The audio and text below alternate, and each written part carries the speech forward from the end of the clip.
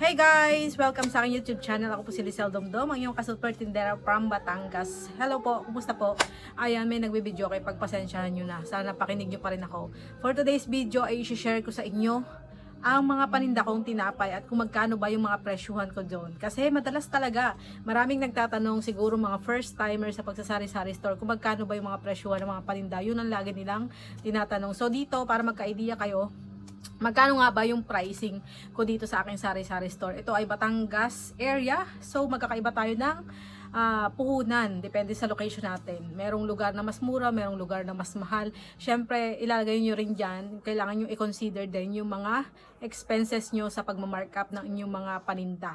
So meron na akong video kung paano mag-markup ng mga paninda natin. So ilalagay ko na lang dyan sa taas or sa dulo ng video ko yung link na yun. So yan mga kasari, i-share ko sa inyo.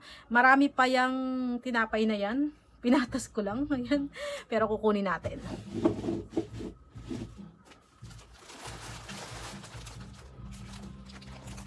So guys, mag-start tayo dito sa matitigas na tinapay kasi ito yung mga murang tinapay. So start natin dito sa dalawang flavor ng Magic Flakes. So hindi ako nagbebenta ng Magic Flakes na original kasi mas gusto nila yung Sky Flakes. So meron akong Sky Flakes dito. Dito siya nakalagay sa estante. Ito ang Sky Flakes, bentahan ko 8 pesos. Ayan. Ganyan ang pagkakalagay ko sa estante. So ito namang Magic Flakes ay 8 pesos din ang bentahan ko kasi 57.25 ito dito sa bayan sa amin. So 8 yung mga ganyan na mga paninda ko. So ito 8 din mga kasari, yung fita at saka itong ating Hansel. So yan kasi mas mura yung puhunan niya kumpara doon sa mga malalambot na tinapay. Ito naman ay nabili ko sa grocery at saka sa tindahang tapat. So dalawang online bilihan yung binibilan ko ng mga biskwit ko kasi sobrang laki ng diferensya ng mga presyo sa online bilihan kumpara dito sa bayan. May diferensya siyang 2 piso, minsan 3 piso pa, mas mura sa online bilihan. Kaya kung ano lang ang hindi available sa grocery at saka sa tindahang tapat, yun lang ang binibili ko sa bayan. So, ilagay lang natin dyan para hindi masikip dito. So, 2 Oreo o 3 Oreo ang binibenta ko. 3 flavor ng Oreo. So, itong aking Oreo chocolate, ayan.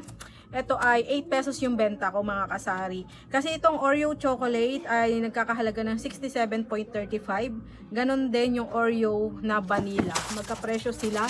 Kaya 8 pesos yung benta ko. Yan ang laman yan ay 12 pieces ang laman sa isang pack. Wait lang ha. Timbangin lang natin. Ayan, may bumili ng bigas. Tapos meron akong Oreo na strawberry flavor. Ayan, ito naman ay 71.90 yung puhunan. Mas mahal siya dun sa 2 flavor na vanilla at saka chocolate. Kaya ito ay tigti 10 pesos yung benta ko. So ito malakas sa akin, pero mas malakas doon sa ginagawa kong Graham bar.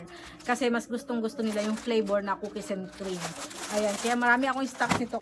Yung aking mga biskwit ay nakalagay siya dito. Ayan, meron tayo ditong buttercream. Ito, 8 pesos din yung benta ko. Ubus na yung mga biskwit ko. Kahit walang pasok, ay mabenta pa rin yung mga biskwit natin. Ano? Meron tayong combi, 8 pesos din yung benta ko. Ito ay sa grocery ko naman binibili. Ayan, dito naman tayo sa malalambot. Umpisahan natin dito yung stock ko. Ayan, ito namang Choco Tops. Dati ito ay 9 pesos yung benta ko. So, lahat ay ginawa ko ng 10 pesos yung ganitong malalambot.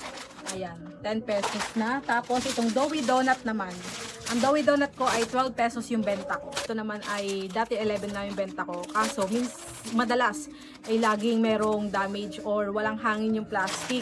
Ayan, ayaw nang bilhin ng customer pag walang hangin. Maliban na lang hindi maarte yung customer. Ayan, meron din tayo ditong 2 flavor ng rich choco at rich cheese. So, hindi ako nakakapunta sa Lipa. Walang ibang flavor dito na nabibili sa bayan. Pero pag nakakapamili ako sa city, marami akong flavor. Hanggang 5 flavor. Meron pa tong ice crumble flavor. Saka kung ano-ano pa. So, ito ay 14 pesos yung benta ko mga kasari. So, meron naman tayo dito yung mga malalambot. Ayan. Itong ating Watatops. Ito 10 pesos na rin yung benta ko ng ating Watatops. Kasi ang puhunan niya ay 74 ng isang pack. Ayan. Tapos, meron tayong malaking cheese at saka maliit na cheese cupcake.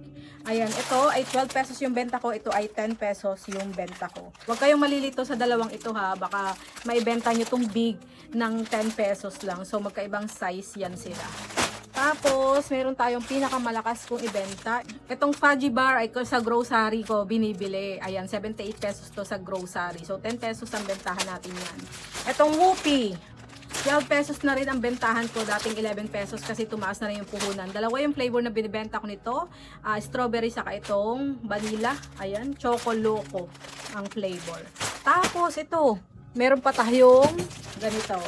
Ayan, special mamon. Sobrang mahal ang puhunan nito. Dito sa amin, 181 ang isang pack. Pero ito naman ay 12 pieces ang laman. 181 divide 12 pieces. Ayan, 15 ang puhunan ng isang piraso. So, pwede mo siyang ibenta ng hanggang 18 pesos dito. So, 18 ang bentahan ko nito mga kasari. Special mamon. So, ayan guys, yung mga paninda kong tinapay. Ayan, meron akong mga presyo dito na napakatagal ko nang isinulat. Kaso, mga inedit ko na or binura at pinalitan ng presyo.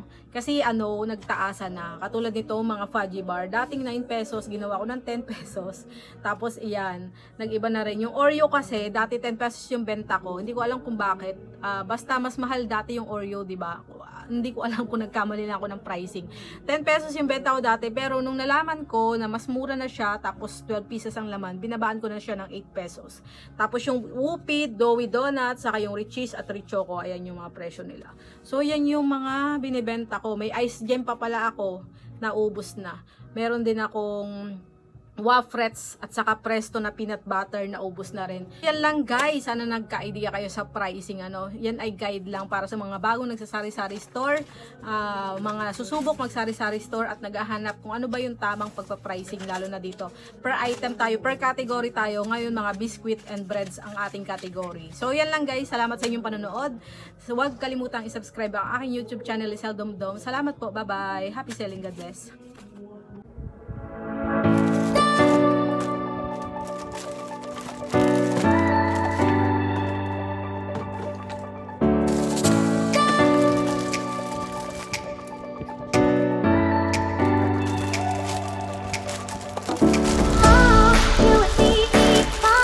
You and me.